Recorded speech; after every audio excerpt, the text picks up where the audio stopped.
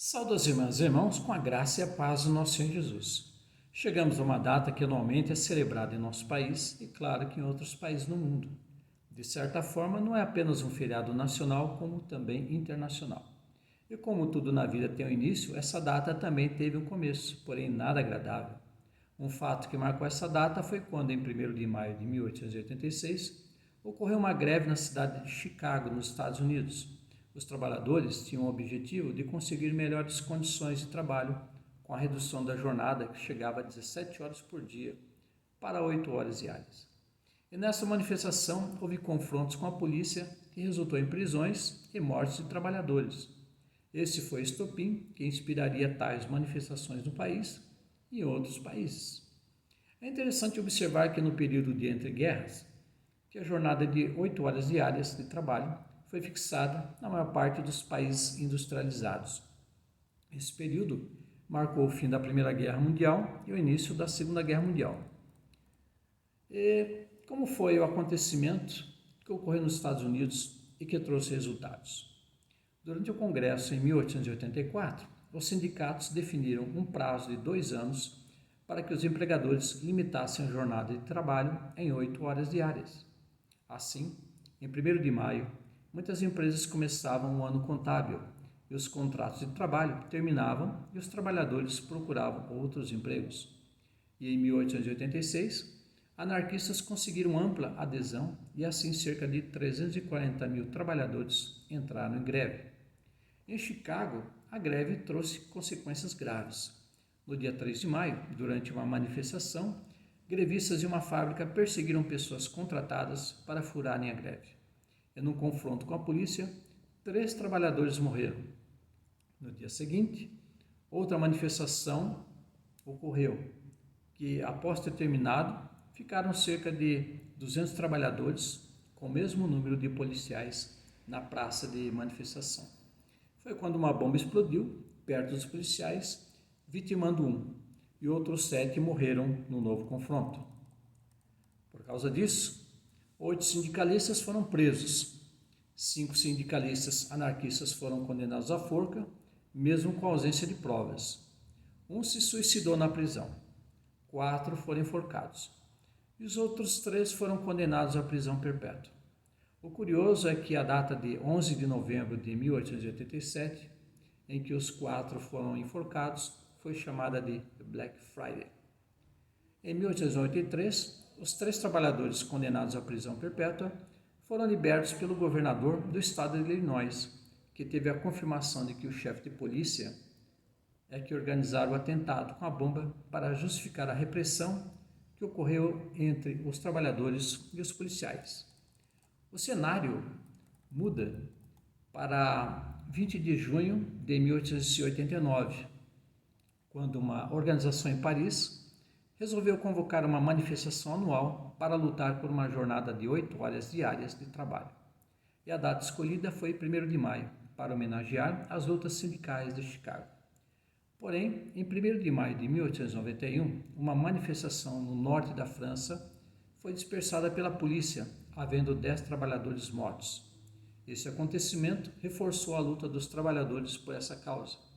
E em 23 de abril de 1919, o Senado francês estabeleceu a jornada de 8 horas diárias de trabalho e o 1º de maio como feriado nacional. No ano seguinte, foi a União Soviética que adotou o 1º de maio como feriado nacional, o qual outras nações seguiram o mesmo. Entretanto, até hoje os Estados Unidos se negam a adotar o dia 1º de maio como dia do trabalhador para não reforçar a data que socialistas conseguiram aprovar. Porém, em 1890, os trabalhadores conseguiram que o Congresso reduzisse a jornada de trabalho de 16 para 8 horas diárias. No Brasil, a chegada de imigrantes europeus, que trouxeram as ideias de luta pelos direitos dos trabalhadores, fez com que em 1917 houvesse uma greve geral, que ocasionaria o dia 1º de maio como feriado nacional pelo presidente Arthur Bernardes, em 1925. Mas no início da era Vargas, 1930 a 1945, o operariado no Brasil seguia influências do anarquismo e depois o comunismo. Porém, com Vargas, essas influências foram suplantadas pelo trabalhismo. E o que isso quer dizer? As influências anarquistas e comunistas usavam o Dia do Trabalhador para promover uma consciência de luta, protesto e crítica às estruturas socioeconômicas do país, no qual haviam piquetes e passeatas. Mas com o trabalhismo de Vargas, o Dia do Trabalho passou a ser celebrado com festas populares, desfiles e etc. Assim, o que aconteceu durante anos no Brasil foi o costume que os governos tinham de anunciar o aumento anual do salário mínimo dos trabalhadores sempre no dia 1º de maio. Em 1º de maio de 1953, foi criado a CLT, Consolidação das Leis do Trabalho. Infelizmente, a busca de melhores condições de trabalho para os trabalhadores tem partido de organizações que representam o povo e não da elite empresarial. É o que parece ao observarmos os altos lucros das grandes empresas de um lado e os baixos salários ofertados ao povo do outro lado. Mas, há algo nesse tema relacionado às páginas da Bíblia Sagrada? Sim, com certeza. Vejamos o que sinaliza Gênesis 2, versículos 1 a 3. Assim, pois, foram acabados os céus e a terra, e tudo que neles há. E havendo Deus terminado no 7º dia a sua obra, que tinha feito, descansou nesse dia de toda a obra que tinha feito. E Deus abençoou o 7º dia e o santificou, porque nele descansou de toda a obra que como Criador tinha feito. Temos nesse relato que após um período de tempo, Deus descansou de sua obra de criação, o universo, e de tudo que nele continua estar. Isso demonstra, de certa forma, que após o trabalho deve haver o descanso. Claro que aqui numa espécie de parábola, porque Deus, sendo espírito e não tendo corpo físico, não precisa de descanso como nós, seres humanos, mortais, homens e mulheres. Agora, vejamos outro relato bíblico que é Gênesis 3, versículo 17, a parte C até o 19. Em fadigas você obterá dela, a terra, o solo, o sustento durante os dias de sua vida. Ela produzirá também espinhos e ervas daninhas, e você comerá a erva do campo. No suor do seu rosto você comerá o seu pão, até que você volte à terra, pois dela você foi formado, porque você é pó, e ao pó voltará. É o caso da queda do homem, por ter pecado contra Deus, e que agora deveria trabalhar para se sustentar. De fato, o trabalho faz parte do ser humano, desde o começo, e não podemos esperar que tudo caia do céu, porque se não fizermos nada, nada acontecerá. No terceiro relato, temos algo interessante a respeito do trabalho em Gênesis 4, versículo 2, a parte B. Abel foi pastor de ovelhas e Caim foi agricultor. Vejamos agora o que marcou a humanidade em sua aurora. Além da coleta, o ser humano trabalhava no campo com a agricultura para obter verduras, legumes, frutas e cereais, e com o gado no campo para obter carne e leite.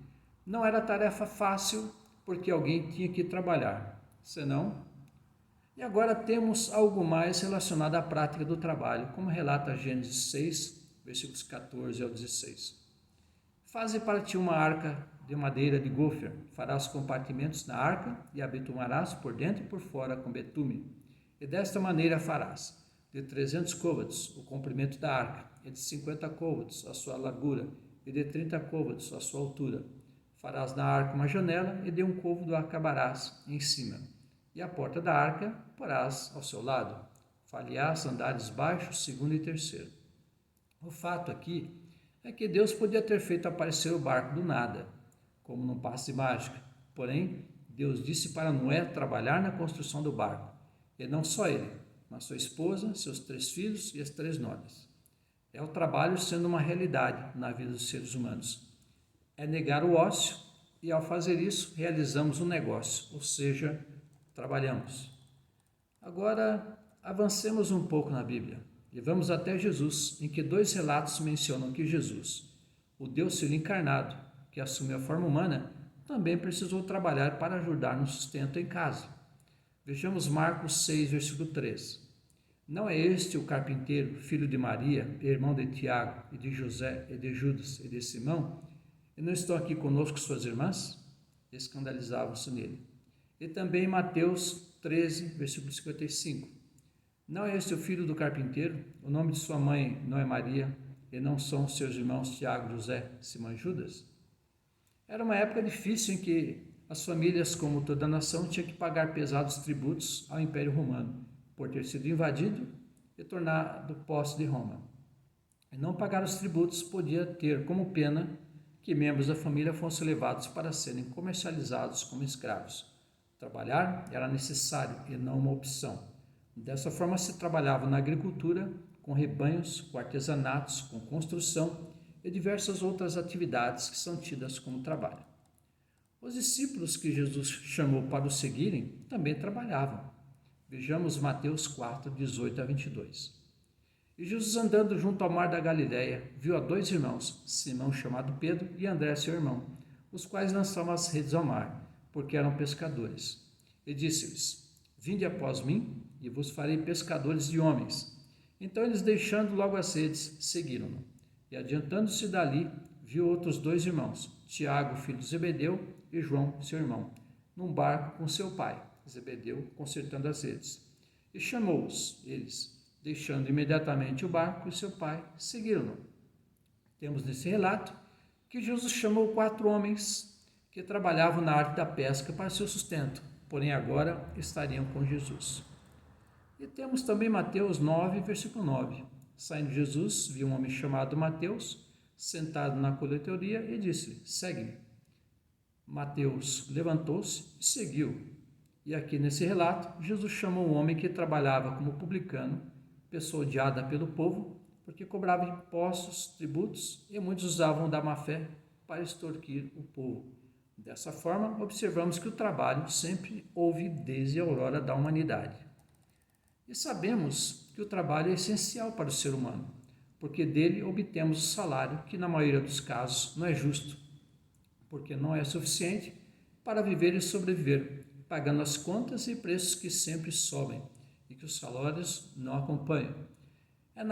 E na época de Jesus era pior, porque quem não paga... Na época de Jesus era pior, porque quem não paga hoje fica com o nome sujo na praça. Mas na época dele, quem não pagasse, algum membro da família era levado para ser vendido como escravo.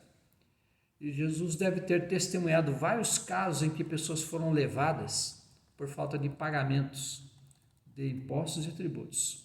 Assim, irmãs e irmãos, oremos pela humanidade nesse momento difícil que ela enfrenta pela falta de trabalho em todo o mundo. Senhor Deus, Tu sabes o momento que a humanidade tem vivido, um momento difícil, marcado por guerras, por violências, pelo desemprego e miséria que afeta milhões de famílias de todo o mundo. Assim pedimos a Tua intervenção, Tua misericórdia e Teu agir, Senhor. As pessoas precisam de trabalho, as famílias precisam para sobreviver, e assim pedimos a Tua ação para que portas sejam abertas, para que as pessoas possam ter um trabalho digno e honesto, para proporcionar que elas possam viver e sobreviver. É o que nós pedimos. Te agradecemos nesse momento, no nome de Jesus. Amém. Um abraço fraternal em Cristo Jesus, minhas irmãs, meus irmãos. Amém.